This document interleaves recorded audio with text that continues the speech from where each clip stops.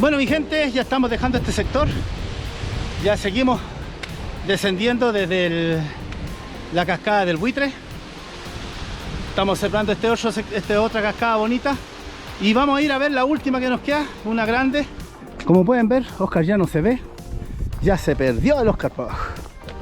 Y obviamente él se va antes porque empieza a buscar cómo poder bajar a la cascada que vamos a ir a mirar ahora, que estaba casi en la entradita a media hora nomás caminando hacia este sector.